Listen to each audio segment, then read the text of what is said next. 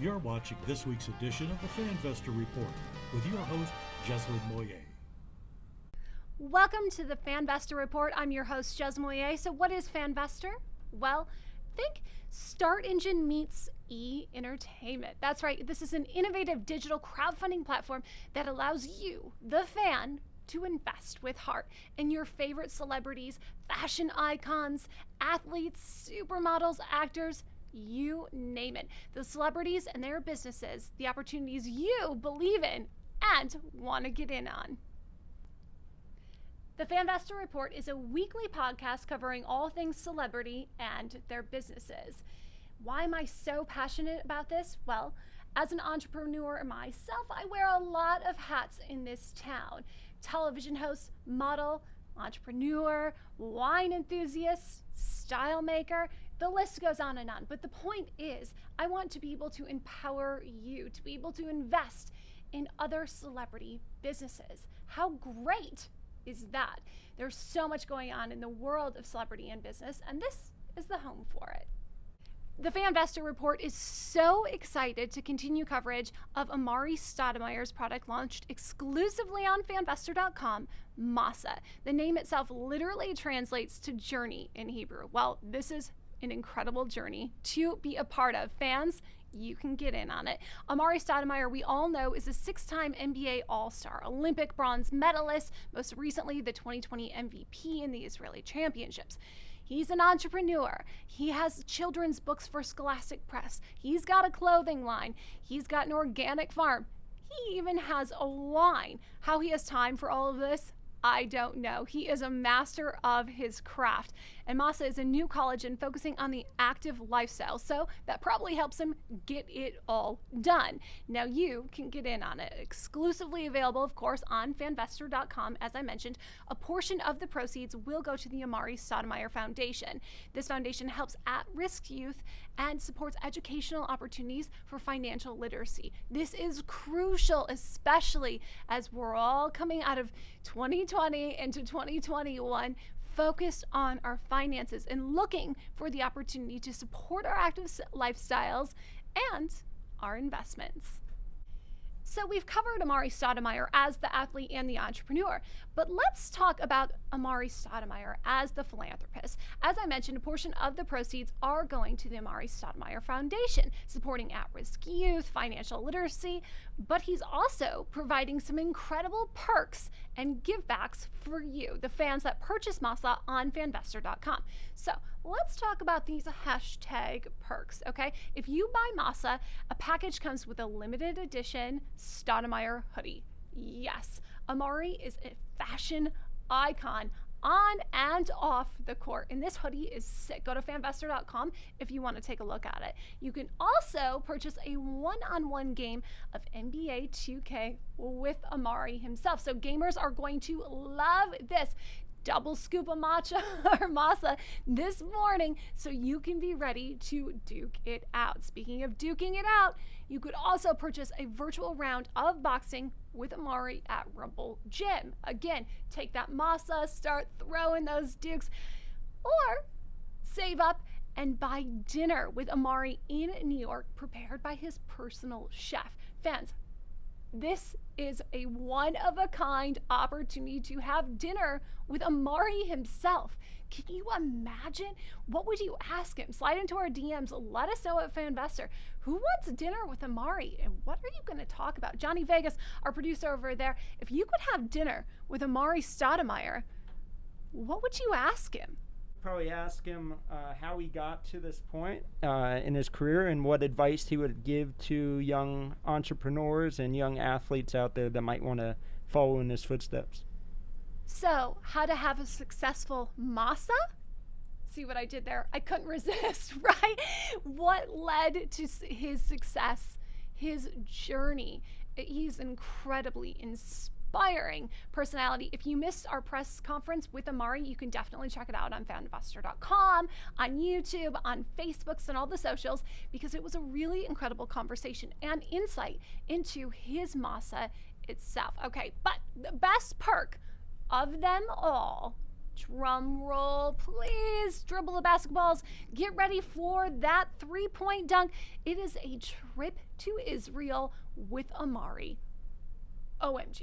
He is literally personally going to take you through the Holy Land to some of the most incredible sites that inspired him on his physical journey, on his emotional journey, on his spiritual journey. How incredible is that? It's just such a unique, such a unique opportunity available on Fanvestor.com. Again, supporting the whole mission of Fanvestor, right? Empowering fans to invest in their heart, whether that's investing in a company or e-commerce or exclusive experiences. These are one-of-a-kind opportunities for accredited and non-accredited investors or super fans. Invest with your heart. All right, enough about that. I'm just dreaming about the trip to Israel. In other news, so this is dope. Hashtag hair dope. This is Super Dope Q, the celebrity stylist icon and star of Black Ink in Atlanta, has launched a hair color brand on Fanvestor.com. The report is in. It's hot. It's dope. I can't resist. I know I'm cheesy, I'm punny, all the things, but it's really, really exciting to have the opportunity to express yourself through your hairstyle. Me as a style enthusiast, I always say fashion is one of the highest forms of self-expression. And with that comes the newest fashion accessory, hair color. I have had blonde ambition for years thanks to my stylist, Michael Canali, who of course is stylist to stars like Heidi Klum, Jennifer Aniston, but now stylist to stars Super Dope Q can do your color. Well, you can do your own color, but inspired by Super Dope Q himself. So there is a hair brightener, there's a pre-shampoo, there is a hair juice, which is a semi-permanent dye, hair sauce, temporary wax, which is the perfect opportunity if you go to Vegas, right? Have those 2 nights. Johnny Vegas, you know. Okay, so if you could dye your hair any color using the Hair Dope line, what would you use? I would go with blue. Definitely blue, yeah. Definitely blue. Okay, I'm feeling that fierce fuchsia, all right? It's all in the name. It's all in the name. But this hair coloring, as I mentioned, is more than just hair color, right? It's an accessory. It's an opportunity to express yourself, and we really need that. Coming out of quarantine in 2020, right? Yeah. It's all about STYLE. Yes, I am quoting that movie from the early 90s and aging myself, but it's so true. And it's inclusive to wigs and natural hair. So anyone can use this product and use it safely, even on colored hair. This formula is water-based and it's salt, paraben, ammonia-free. Free of all the bad things, vegan and cruelty-free. Full praise emoji for that. It also has nourishing ingredients: olive oil, shea butter, argan oil, keratin. Well, we're so focused on self-care and taking better care of our skin and locks, at least we can make them look dope. It's all about pattern, color, texture, and shine. We had a great interview with Amani Diamond, a little 9-year-old boss. Seriously, she goes by Redhead Barbie, but she's only a 9 and has her own line of like clothing. She was in a music video. It was Super Dope Q. She's already rocking the colors, and it was incredible to talk to her. So if you missed that, check out episode 1 of the Fanvestor Report, and don't forget to go to Fanvestor.com. There you go, so you can get your line of hair dope. But super fans, it's not just about looking dope. Here's the opportunity to do some really dope things with Super Q himself. Okay, yes, it wouldn't be a Fanvestor report without some exclusive perks and experiences. So if you buy the full Hair Dope set, it comes with a limited edition Super Dope Q hoodie. Again, yes, that's right. If you buy the full set of Masa, you can get an Amari hoodie. If you get the Hair Dope set, you can also get a Super Dope Q hoodie. And these hoodies are so cool. He himself actually did the cool graffiti art. If you go to see that, I mean, Jonny. Yeah, it's awesome. It's awesome, right? It's so cool. You can also shop Q's closet, which, I mean, hello. Pick out an item, any item from his closet that you want. That would be incredible. There's also a personal styling session on Zoom, virtual, safe. If you're, still doing that safer at home thing, we get it. Or if you're all in, you can have a personal style session and makeover by Q in Atlanta. How amazing. But So great. So great. The best perk was this: a trip to Black Ink Studio in Atlanta to get matching tattoos with a best friend or your boo, your BFF, you name it, matching tattoos at Black Ink. Okay, serious commitment, maybe, but amazing. I mean, these are some of the best tattoo artists in the nation, and it would be a really unique, one-of-a-kind experience for any of the super fans to really represent, right? So my question to you is, if you could get a trip to Black Ink Studios, what would that matching tattoo be? Slide into our DMs at Fanvestor, that's FVESTOR on Instagram, and let us know what kind of matching tattoos you would be in for, or just go buy the experience yourself on fanvestor.com. Now more than ever, we recognize the importance to reinvent ourselves. So we've got a very special interview today on the Fanvestor Report with Deborah Driggs. She sits at the $1 Million Roundtable right now, from former playmate, supermodel, actress, literally, to incredible boss, entrepreneur. Last year, stats show that women lost over $800 billion. Again, $800 billion in income. COVID has affected all of us in so many unique ways, but women especially, in having to reinvent themselves, take on new roles as teachers, full-time moms, gig workers, whatever it is you might be facing, you can still tackle that. You can still achieve your dreams. And, inspiring interviews with Deborah like this is just proof that you can do it, and you can do it at any age. I was so personally inspired. Look, I've had to pivot left, right, retire from the runway, get back on television, run a restaurant, whatever it might be. So if I can do it, I know you can do it. And it was really actually a very cool, unique opportunity to be able to sit down with one of the women who's actually mastered doing it. So as I mentioned, Deborah is an entrepreneur. She's a business owner, author, and motivational speaker. Talk about wearing a lot of hats. She actually founded an insurance firm here in LA in 2011 and holds a life agent license with over 20 A+ carriers. Definitely gonna have to figure out more about what that means. Some of her clients are movie studio moguls, celebrities, Fortune 500 leaders, high net worth individuals, and just women who need financial guidance. I often say your network is your net worth. And Deborah's story is actually proof of that, whether it's creating opportunities for yourself as an actress, as a model, for press, or using that very network you established, those very relationships later in life, to give another service, to add value to those relationships. So you might be thinking, what is that for myself? I was, X, Y, and Z in my 20s, and now in my 30s, and time to reinvent. Or I'm in my 40s or my 50s. What relationships do I have? How can I add value to them? Because that is part of your net worth, as Deborah proves in this interview. So she transitioned from entertainment to the top 5 in the US for sales and life insurance. She didn't go to school for sales and life insurance. She was a Playboy playmate. She was an actress, albeit a very successful one, and had to totally pivot and take on a new career, which was super inspirational. As a cheerleader for the United States Football League, she was a flight attendant for American Airlines. I mean, look, it's not just about your resume, what's there or what's not there on your LinkedIn. You can make anything happen, just like Deborah has. From building her own personal brand, building confidence for women in business, she really has dedicated herself to mastering whatever craft she's dedicating her time, her talent, and her heart to, and I absolutely admire that. So let's take a look at this interview with Deborah Driggs. Hey, all you super fans, welcome to Fanvestor. I'm your host, Jezlan Moyet, and today we have a very special guest.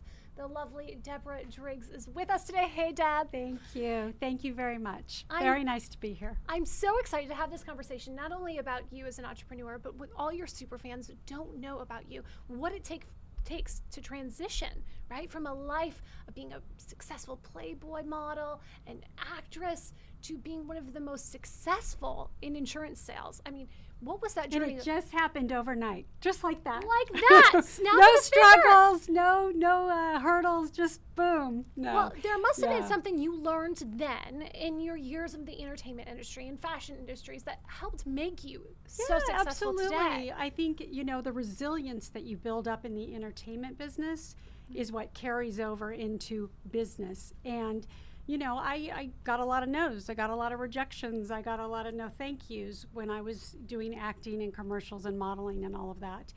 And, when I had to transition into the business world, I had that going for me because I was used to being told no, we're not interested, or, And so if you get rejected in the entertainment world, it's a little bit easier when you go out into, it's still hard. It's still hard, but I had that as kind of like a muscle. You know what I mean? I knew what that felt like, and it wasn't so, I didn't take it so personally. And because I think I have kind of a sense of humor, I would try to bring that in as well. Like, okay, I'm not going to take myself so seriously, and let's see how I can get around. What are the loopholes? How can I get around this and learn? And really, I had to fake it when I had never been in the business world. And all I knew was my agent calling me saying I have an audition and showing up for the audition. And so when I started doing business, I literally had to tell my first boss, I don't even know how to use a computer. And he was like, I will teach you all that, what you're good at. And what I really found out was I was really good with people. I was really good with networking and people. And so he taught me all the office structure stuff. And then I handled all the clients. What made you make the decision, okay, I'm going to leave Hollywood and I'm going to go into the world of business? And were you scared? Absolutely. So it was kind of a progression. I had 3 children back to back. So I was a full-time mom and still dabbling in the entertainment. I did a morning show, 2-hour unscripted morning show in Park City that I loved doing, and that was easy to do with kids. But when I got divorced, things changed. And that was the first time in my life that I had to now take care of 3 kids and earn money, and not just auditioning and doing stuff in the entertainment world, but I needed a steady form of income. And as we all know, the entertainment is like this, right? You never know where your next check is coming. Gig to gig. And so here I was thinking, what am I going to do now? I have 3 kids to raise, and I didn't get a huge settlement in my marriage. So I thought, okay, here we go. I've got to do something. And I was living in Park City at the time, and the big thing to do in a second home market is real estate. When you live in a small town, everybody's in real estate. So I was really scared to take the test because, I barely graduated high school. And I thought, there's a lot of math on the test, and I got very intimidated. But because I applied myself and I had that fear, I did super well on the test. And then there was something inside me that knew, I wasn't going to start my own business, but I was going to work for the #1 realtor, and that's what I did. I sought out who was doing the best in that environment, and I went and met with him, and I said, look, I've never worked in an office, like I said. Yeah. And I said, but I'm really good with people, and I'm really good at networking. He goes, I think we can form a team.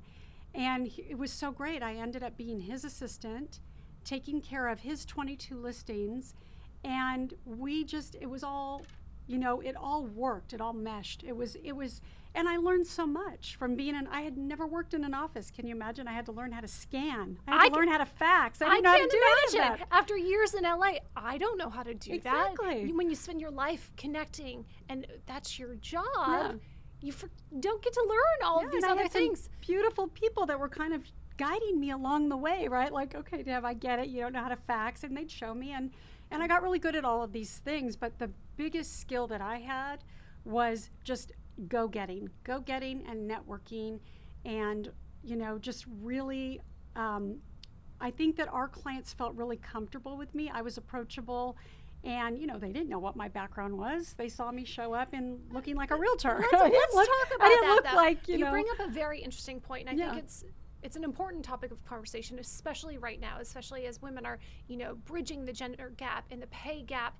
And we are facing certain stereotypes. How did you avoid those? Especially, how did you avoid those, coming from a background that you did in posing in Playboy and working in Hollywood? Was it just that people didn't know? It's interesting because people did not know. And it's interesting, even after I did Playboy, soon after, people really recognized me more from the cover than my actual centerfold layout. And I just didn't think that I didn't look like my issue. I just didn't. And so people would go, wow, you did Playboy? And they couldn't quite put that together. And then cut to, here I am in 2006 and 7 selling real estate. And people really didn't know, but if they found out, it was like all of a sudden they took this bigger interest in me, and I thought, oh, they found out. They're on to me. You can just tell the shift, right? And, I think it's because they got to know me as a business person, and then the minute they found out that I did Playboy or that I was an actress or they Googled me, it became like, wow, wait a second, and now all of a sudden I looked a little different, But, most people did not know, and that was okay. But, yeah, there was one or two reactions, people were like, oh, my God. And then they want to know, obviously, everything about the mansion, everything about Hef, everything about Hollywood. Every party right? and grotto everything. scene, Yeah. all the dirty details, and of course, save them for your book. Yes. But I do really want to know then, how did you master reinventing yourself? And what advice would you share with anyone at any age who is saying, okay, now's the time for me to create the life I want to live? What And do you I can need do to it. You can absolutely do it. I mean, just going back to when I first started modeling, I was modeling and doing commercials way before Playboy. And I remember I started doing commercials, and then I thought, I'm gonna model. And I remember my family going, models are 5'10", and they're tall and beautiful, and like trying to gently tell me that I couldn't do it. And I said, I know, but I'm gonna do it too. And I'm 5'6", and I ended up doing a ton of commercial print and the funny girl and the girl next door and all the catalog work. And these people would rehire me because I was fun to work with. And that was, one of the things. But reinventing, so I'm going to go to, in 2008, the market took a dive. We all remember that. Okay, and I'm working in a second home market. I'm selling luxury homes, and that was the first market to go. And now I had to reinvent. So I lost everything. I lost my kids, had to go live with their dad. I had no paycheck.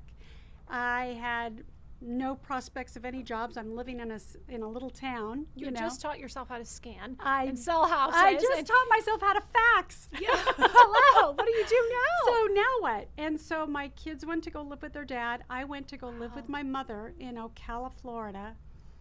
And I didn't want to get out of bed. I was in my 40s. And I thought, how did I end up here? How did I go from being on the top of everything I've ever tried to being here? No money, my kids living with their dad. And I really just didn't even know, like, what do I do now? Where do I start? And my mom very smartly one day came in my room and she was like, I need you to walk the dog. And I was like, okay. And I started walking the dog every day. And she lived in a 55 and over community. And so I started walking and meeting all the people in her neighborhood. And they would say, oh, isn't this great? You're visiting your mom. And I played along. They didn't know that I was living on her couch. No one needs to know. Yeah, I said, yeah, I'm spending some time with my mom. And I knew everybody's name. I knew their dog's name. And every day I'd walk the dog and meet these people. And these people didn't know they were saving my life. They were saving my life. They were building me back up. I had purpose. I was walking the dog. I was doing something for my mom. And I was getting to know other people and their issues, not just mine, out of my head, out of my self-pity, right? Right. And it made me realize, it's not all about you, Deb. The job will come. And so I ended up taking a job in New York. And when I took the job in New York, it was for a print company. And this will lead into what I ended up doing and became really successful at. But I ended up doing this job in New York, and I've worn many hats, right? And so I ended up doing business development for this company. And what I realized I was really great at was getting on the phone and getting in the door with people. And yes, did I use the fact that I was if I had to, a actress model from the 80s, 90s? Anything to get in the door. And I was resilient. I was like, I'm going. I was persistent. And I had a friend that knew Ron Perlman. I got into Revlon. And I remember this moment in New York where he said, you've got 10 minutes. And I was like, 10 minutes? I can't do a pitch in 10 minutes. And he's like, 10 minutes. And I said, here's what I want. I just want to get to the head of procurement for Revlon. He put me in with the head of procurement with Revlon. He goes, done, do it. We tried to sell, didn't work. But cut to, 5 years later, that person, the head of procurement, is calling me when I started doing successful in my next business. So we never know. Yeah, we never know how things are going to come back around. So I was in New York. I got transferred to Irvine, California. My kids were living in Newport with their dad. God send, the universe working for me. And so I had my kids back, and I called a friend of mine who did my life insurance back in the late 90s for my ex-husband and I. And I had referred him a lot of business. And I said, I'm back in California. If I refer you business, can I make a referral fee? And he said, Deborah, go get your license. So here we go again. I went, okay, I'm working for the print company. On the weekends, I'm studying like crazy to go get my life insurance license. And I start to transition from this company that I'm working for into life insurance. And I passed my test, first go around. So, now my self-esteem is building again, right?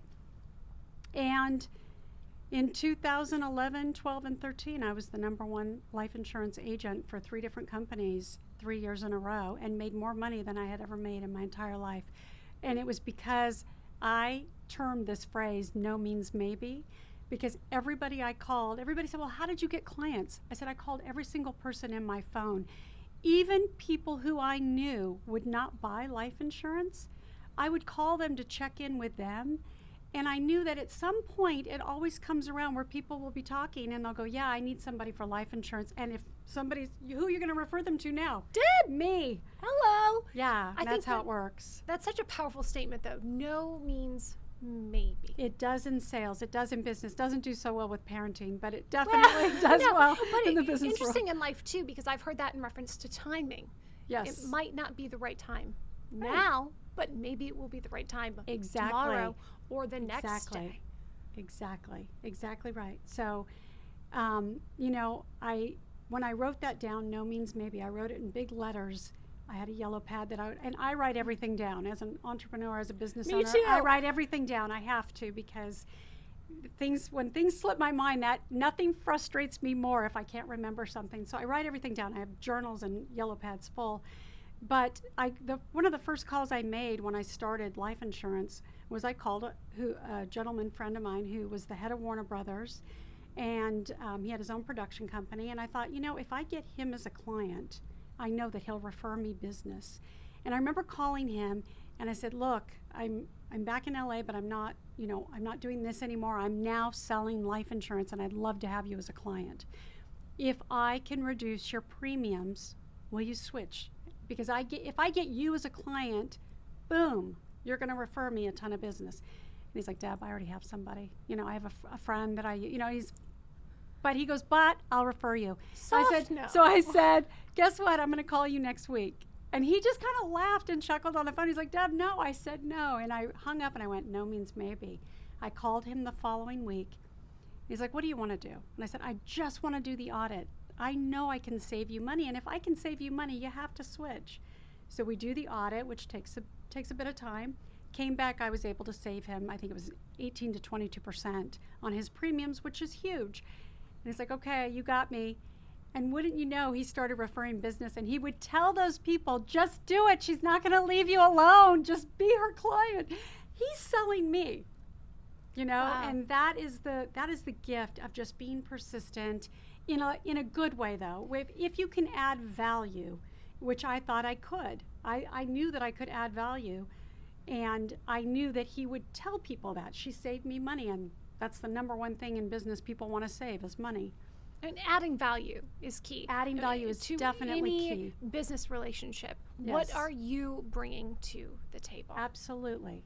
Looking back to Deb as a kid, what would you be most proud of yourself for now?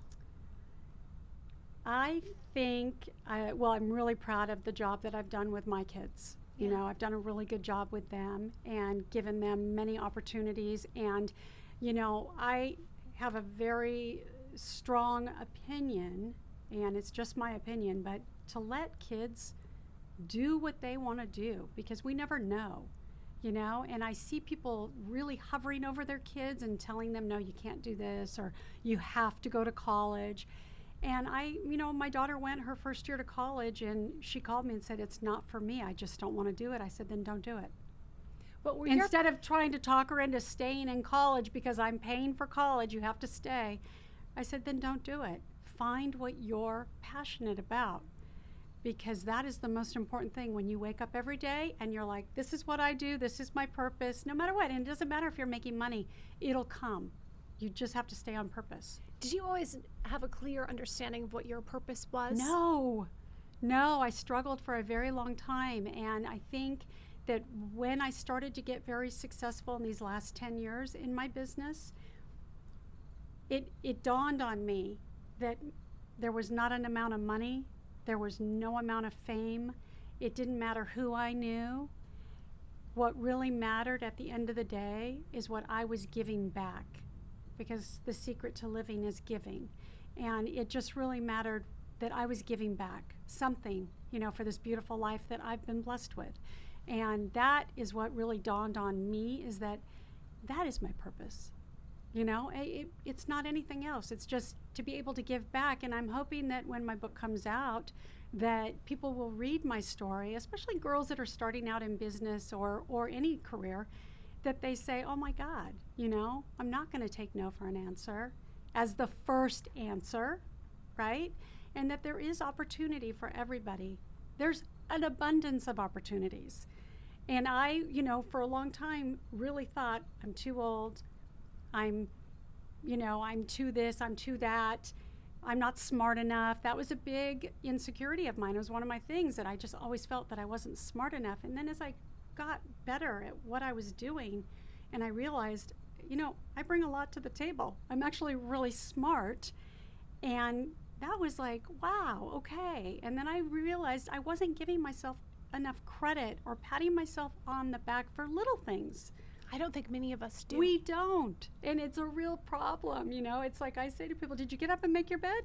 You did great today, you know. It's like A+, you know, but we are always seeking the big thing, you know. I get really excited now about a little residual I get, not just the big one, you know. It's like the little residual. I remember that that's just part of the abundance that's available to me. Yeah. I really love that. I think it's an important distinguish too, especially as women, that we make, that in abundance and what we're earning is not a reflection of our self-worth. No. Especially in moments where you're reinventing yourself or you're in business and you see that residual is small. Yes. That is not a reflection. Not at all. Of you, but it's hard. It's a reminder.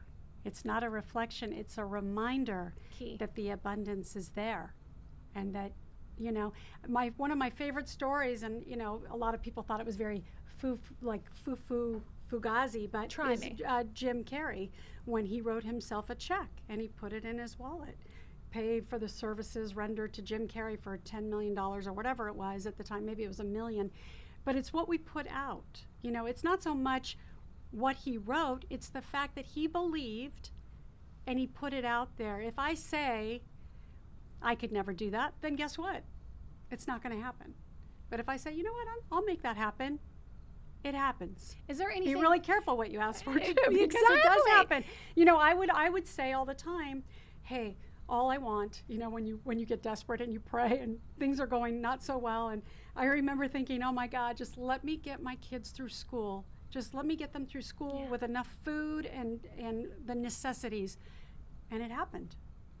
You know, it happened. I was able to get my kids through school with all the necessities and the things that they needed. So, you know, when you put it out, it's what you get. Anything, like, I realize it's simple things. That's why I said I think that's what you realize. I wish I would have realized this in my 20s, you know. It's like, but that's what I'm hoping, that people will listen to somebody like me who's 57 years old and my life's just getting started.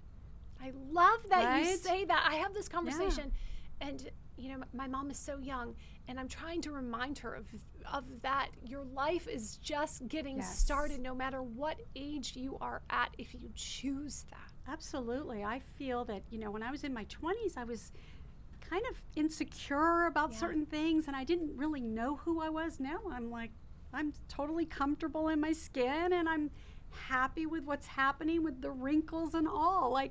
This is it, and life's just getting going. So what are you most looking forward to now?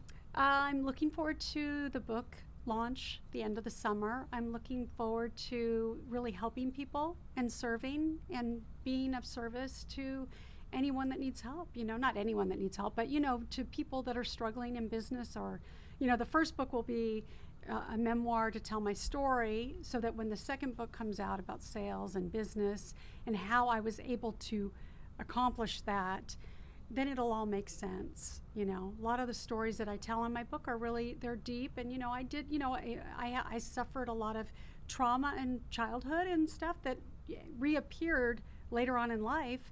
And that was the other thing, it's like overcoming all of these obstacles, because all those things do reappear at some point in life. For you to heal and you to have learn to heal. from. Exactly. Preaching to the choir. Deb. So how can your fans continue to follow, support, and contribute? They can follow me on Instagram. That's where my journey is going to be. I'm showing photos from my past career and then my future career. So it'll just be a journey of everything that's going to be written in the book, all the stories that I have to share. I have photos to go along with it.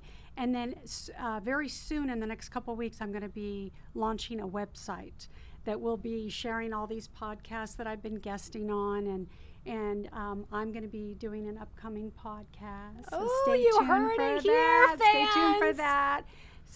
So that's the journey. So follow me at my name, Deborah Driggs, on Instagram, and then from there you'll get the website info and the book info and all of that great stuff. Thank you much. Thank you so much. For sharing, for continuing to be positive, for never taking a no for anything but a maybe. A maybe. That's all we have, right?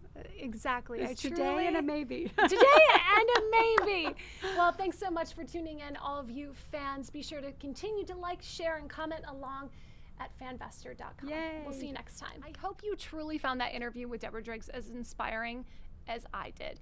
It was such a takeaway for me, and really gave me the opportunity to figure out how I was going to, invest in myself, right? Let's talk about that stimmy, 1, 2, or 3 that you might have had. Maybe you've already spent. Maybe it was on bills, maybe it was on groceries, or maybe you're wondering what to actually invest in. Well, there's Fanvestor report, the Fanvestor opportunities, right?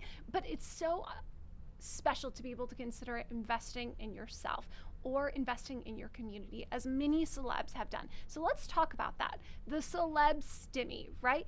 And how so many of the people we love, so many of the people we are fans of, use that money to stimulate the economy, the community, humanity as a whole, right? So how have they used the pandemic and their checks to start new businesses or investments? Let's talk about this. Beyonce, okay?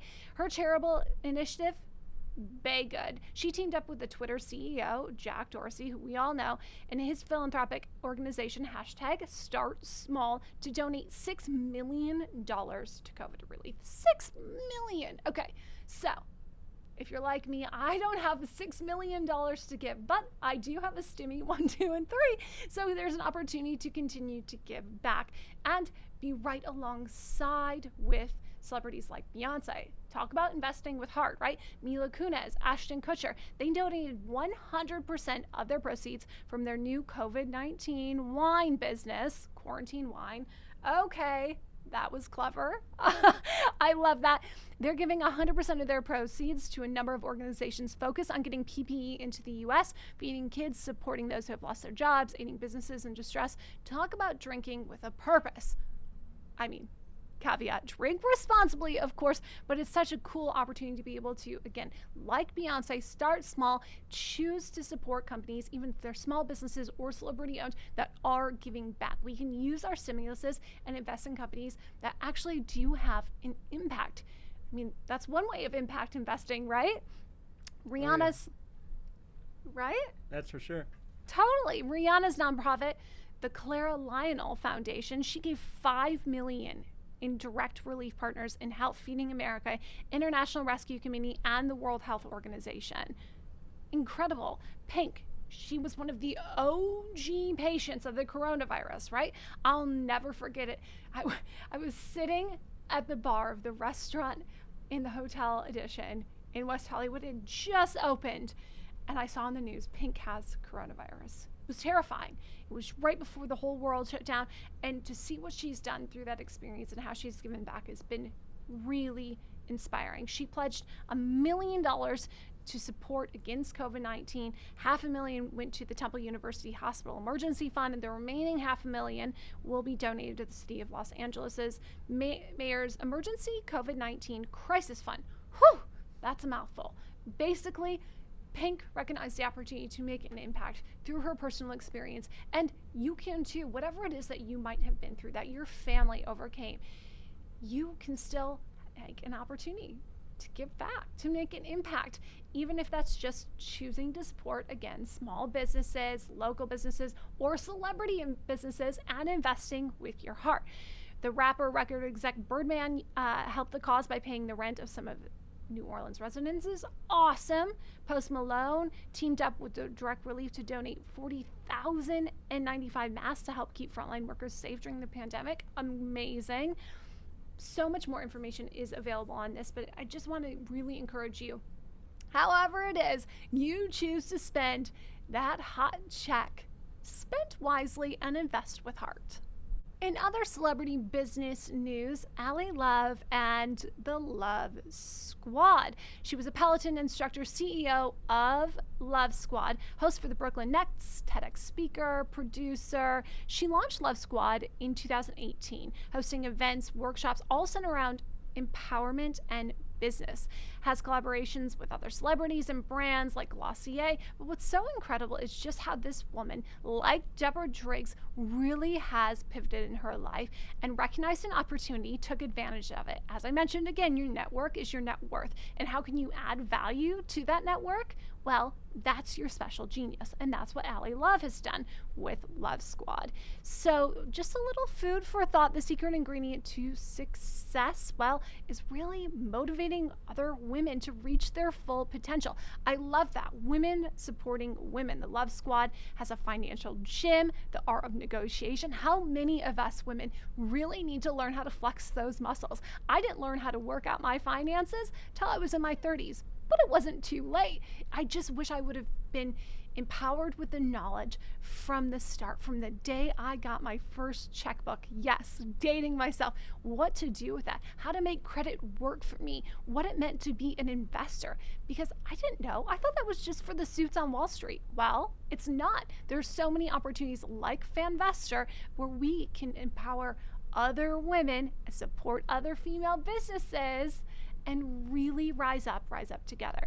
So she's also got some really, really great work in fertility and health and egg freezing workshops. I mean, these are conversations that for some are hard to have. It's hard to talk about money. It can be hard to talk about fertility. But this boss babe, Ally Love, she's really stepped up and been the pioneer in that conversation. And for that, I am truly grateful. And on that note, I suppose I could raise a glass to Ally Love and her hard work. Well, with the hard work of Post Malone, his Maison No. 9 Rosé. I am so excited about this. Yes, a French rosé. I often say my glass is half full with French roast until I French rosé. So Post Malone launched his French rosé in June 2020, created in collaboration with James Morrissey, Global Brand Equities, and Trey London of London Entertainment. It's distributed by E&J Gallo Winery, priced around $21 a bottle. It's a blend of Grenache, Seigneur, Syrah, Merlot. It's all the good things. I could rosé all day, and I often do. It's a light, high quality, and accessible wine inspired, of course, by his love for the Mediterranean lifestyle.